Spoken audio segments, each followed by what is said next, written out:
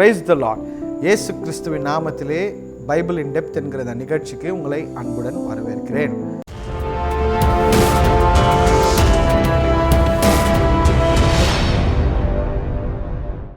ஆதியாகமம் 12 மற்றும் 20 அதிகாரங்களிலே ஆபிரகாம் தன்னுடைய மனைவியாகிய சாராளை சகோதரி என்று அழைத்தார்.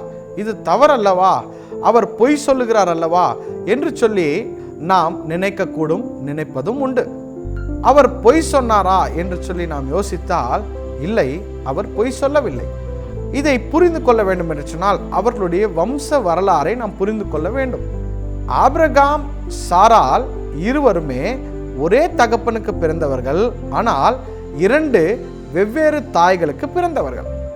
ஆகையால் ஆபிரகாமுக்கும் சாராளுக்கும் முதலிலே இருக்கிற சம்பந்தம் என்னவென்று சொன்னால் அண்ணன் தங்கை என்ற உறவுடன் தான் அவர்கள் வாழ்ந்து கொண்டிருக்கிறார்கள். ஆனால் வருங்காலங்களிலே ஆபிரகாம் தன் சகோதரியாகிய சாராளை திருமணம் செய்து கொண்டதினாலே சாராள் ஆபிரகாமுக்கு மனைவியாகிறார்.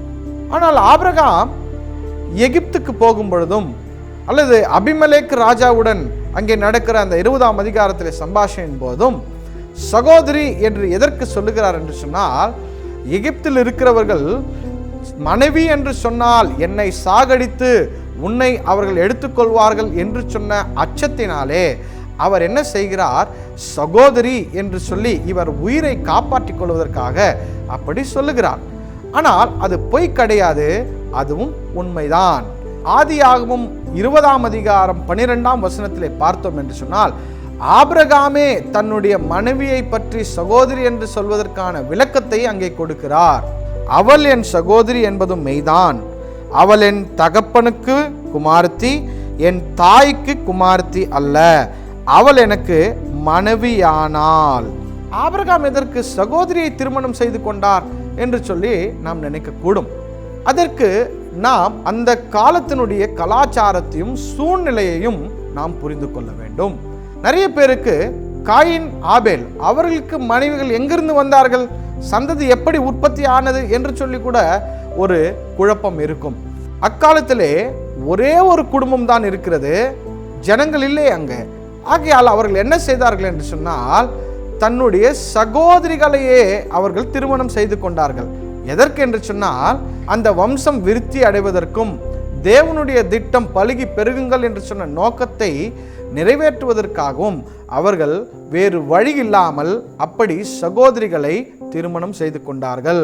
அப்படித்தான் ஆபிரகாமும் தன்னுடைய சகோதரி ஸ்டெப் சிஸ்டரை திருமணம் செய்து கொள்கிறார். ஆனால் அப்பொழுது ஆபிரகாம் உடன்படிக்கைக்குள்ளே இல்லவே இல்லை. அதற்கு முன்பதாகவே இஸ்மவேல் பிறக்கிறார். அந்த இஸ்மவேலுடைய சந்ததி இன்று வரைக்கும் இந்த கலாச்சாரத்தை பின்பற்றி கொண்டுதான் இருக்கிறது. ஆனால் உடன்படிக்கைக்குள் வந்த பிறகு பிறந்த ஈசாக்கினுடைய வம்சம் இந்த கலாச்சாரத்தை விட்டு எபிரேய கலாச்சாரத்திற்கு அவர்கள் மாறிவிட்டார்கள். இதை குறித்து நாம் இன்னொரு வீடியோவில் ஈசாக்கினுடைய கலாச்சாரத்தை பற்றி நாம் முழுவதுமாய் அறிந்து கொள்வோம். ஆகையால் புதிய உடன்படிக்கையில் இருக்கிற நாம் சகோதரியை இச்சையாக பார்ப்பது கூட பாவம் என்று சொல்லி தேவனுடைய வார்த்தை நமக்கு சொல்லுகிறது.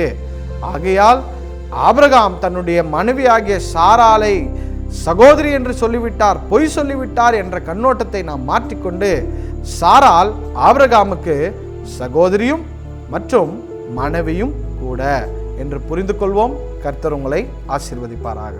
ஆமென்.